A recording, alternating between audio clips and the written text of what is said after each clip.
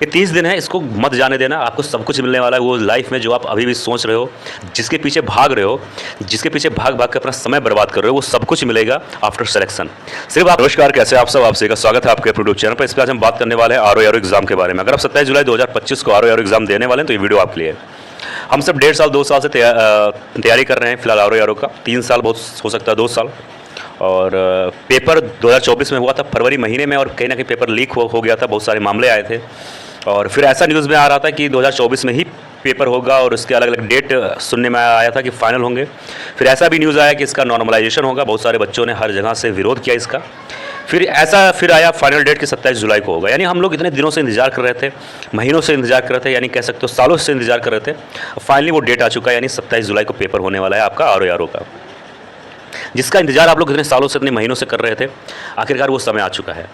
अब आपके पास 1 महीना है। मैं बात करूँ एग्जैक्टली 1 महीना है, वैसे तो फिलहाल 32-33 दिन है, लेकिन उसको ना मानो, 1 महीना है एग्जैक्टली आपके पास।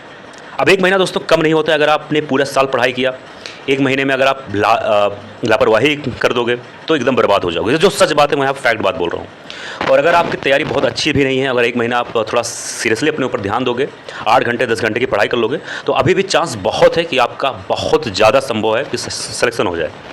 अगर आप आज का सोच के ये डर रहे हो, घबरा रहे हो कि यार आज मेरे पास ये दिक्कत, ये प्रॉब्लम है, तो आप तैयारी अभी भी छोड़ सकते हो। क्योंकि अगर आपका प्रिलिम्स हो गया, मेंस में आपको बढ़िया समय मिलता है 3 से 4 महीने, जो कि फिर से आप नए तरीके से मेंस की तैयारी स्टार्ट कर सकते हो, अच्छे तरीके से अपनी तैयारी कर सकते हो।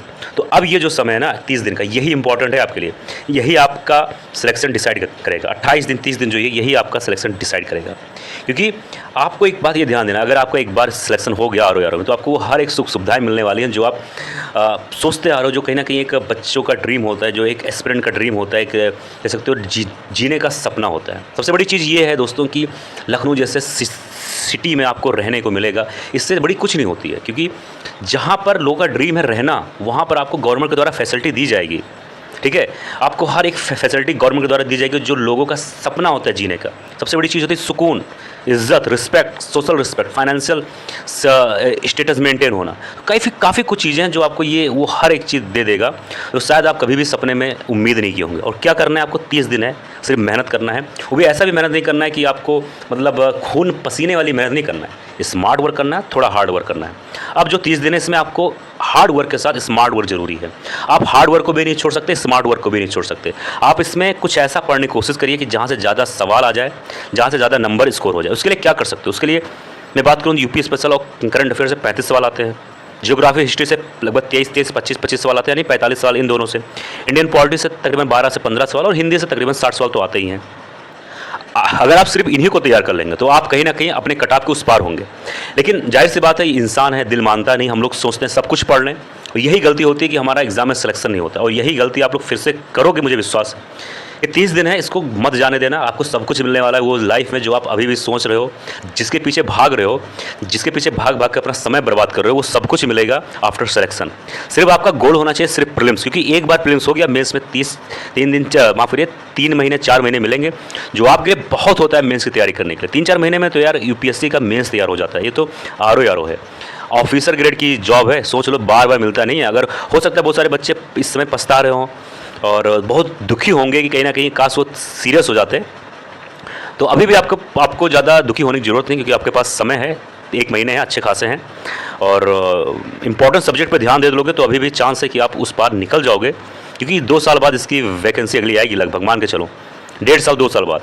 और इसका फाइनल होते होते 2027 तो पार ही हो जाएगा, ये मान के चलो। 2027 का मिड या एंड तक 1.5-2 साल 3 साल लग जाएंगे यार। इतना मोटिवेशन रहे या ना रहे, रिस्पॉन्सिबिलिटी रहे या मतलब रिस्पॉन्सिबिलिटी आ सकती है, नए सारे बच्चे आ सकते हैं। तो अभी भी जो समय है ना, अगर आप सोच रहे हो, दुखी हो रहे हो कि मेरे पास कुछ नहीं है, मेरे पास कुछ नहीं बचा है, तो कुछ नहीं बचा है तो खोने को जब कुछ नहीं है तो क्यों ना 100% मेहनत किया जाए यार। आँख बंद करो, चुपचाप 30 दिन 28 दिन है, मेजर सब्जेक्ट में भिड़ जाओ, लग जाओ।